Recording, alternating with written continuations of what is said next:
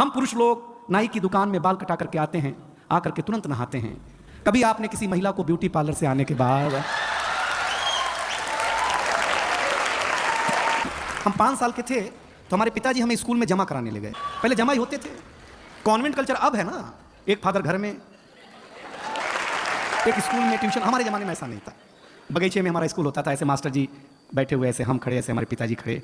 तो मास्टर साहब ने पिताजी से पूछा किसका लड़का है, तो मेरे पिताजी इमोशनल हो गए, बोले मास्टर साहब आपका ही है। अब हम टेंशन में, जिसको हम 5 साल से बाप समझ रहे हैं वो तो अपना है नहीं। सही बता रहे हैं आपको। मास्टर ने पहले दिन ही ब्लैक बोर्ड पे लिखा हिंदी, हिंदी के बगल में बिंदी लगाई। हमने मास्टर से पूछा ये बिंदी क्या है, बोले अनुस्वार है। हमने कहा सर रविवार सुना, सोमवार सुना, मंगलवार सुना, ये अनुस्वार, बोले ये हिंदी का श्रृंगार है। हम घर आए तो हमारी चाची ने बड़ा सा अनुस्वार लगा रखा था। हमने चाची से पूछा ये क्या है, चाची ने बोला बेटा ये चाचा हैं। हमने कहा चाचा है। हम कंफर्म करने के लिए भाभी के पास गए। हमने कहा भाभी ये कौन, बोले बाबू ये भैया हैं। मैडम हमारा माथा खराब हो गया।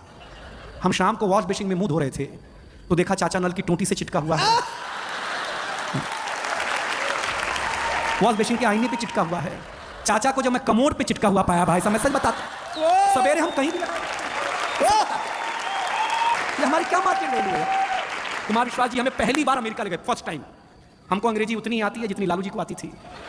हम गए तो अमेरिका एयरपोर्ट इतना बड़ा, हम घूमने में थक गए तो डॉक्टर साहब आए, बोले दिनेश थक गए हो, जाओ पानी पी लो। हम पानी पीने गए एयरपोर्ट पे, हमको नल ही नहीं समझ में आया इसमें पीना कैसे है। तो डॉक्टर साहब आए, PhD हैं, बोले हाँ एयरपोर्ट है, अमेरिका है, टेक्नोलॉजी का देश है, ऐसे बटन दबाओ ऐसे पानी आएगा, पी लेना। रौनक भाई हमने बटन दबाया, पानी आया, कुत्ते जैसा पानी पिया भाई साहब, कुत्ते जैसा भाई साहब, 1 मिनट में कुत्ता बना दिया उसने। हमने कहा आज तो इसकी छुट्टी, दोस्ती कर ली हमने। जिसने कुत्ता बनाया था वहाँ के एक आदमी से, वो हमारे गाँव आया। हम तुलसी माता के पास ले गए, हमने कहा ये हमारी अम्मा है। उसने तुलसी माता के पौधे को खाड़ा, पत्ते पत्ते अलग कर दिए, बोलिए तुम्हारी अम्मा। हमारे भीतर का नोएडा जगह, हम उसको एक खुजली के पेड़ के पास ले गए। हमने कहा पिताजी से मिलो। उसने पिताजी को उखाड़ा, पिताजी ने ऐसा कार्यक्रम दिखाया, उसके बाद से ही सारे अंग्रेज लाल पैदा होने लग गए, पहले काले पैदा हुआ करते थे। सच बताते हैं आप लोग। देखिए नौजवानों, मेरी एक सलाह मानना, हमेशा लव मैरिज करो, क्योंकि लव मैरिज और अरेंज मैरिज में डिफरेंस है। लव मैरिज में अपने ही गर्लफ्रेंड से शादी होती है, अरेंज मैरिज में भगवान जाने किसकी मत्थे आ जाए।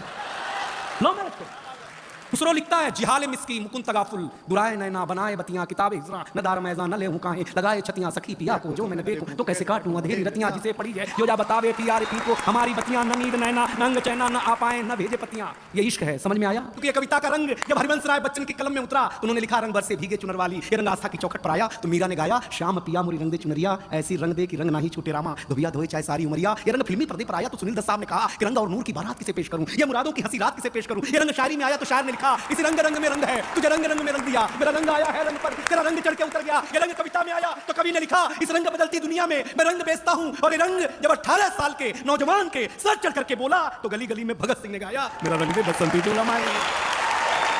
ये ताली पहले बजा देते तो इतना खून खराबा नहीं करना पड़ता यार। बहुत बढ़िया सुन रहे हैं, जो इज्जत आप हमें दे रहे हैं अगर हमें घर मिल गई होती।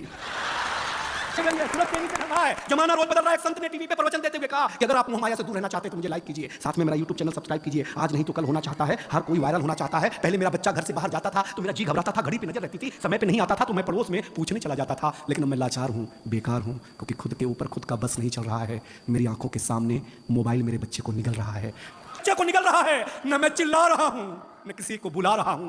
इस घटना ने मुझे परेशान कर दिया है। अभी मैंने अपने बच्चे का बचपन देखा भी नहीं, इस मोबाइल की दुनिया ने उसे जवान कर दिया है।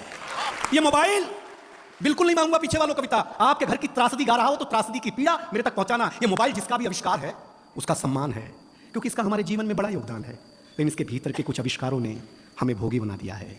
शरीर तो शरीर, मनोरोगी बना दिया है। इसने हमारा सुकून छीना है, हमारा साकार छीना है। इसने हमारा सुकून छीना है, हमारा संस्कार छीना है, एक साथ बैठ करके बतियाने वाला परिवार छीना है।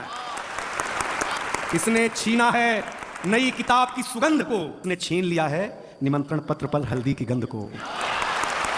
इसने घूंघट छीना है, हर रात छीना है, चैट की आड़ में संवाद छीना है। पढ़े लिखे लोगों यदि 2 पंक्ति समझ जाना तो बताना, चैट की आड़ में संवाद छीना है। आप कहेंगे कि ये सब नुक्ता चीनी है, लेकिन भाई साहब कलेजे पे हाथ रख करके सोचेंगे तो कलेजा फट जाएगा, क्योंकि इसने आपके जीवन जीने का आधार अर्थात उत्सुकता छीनी है।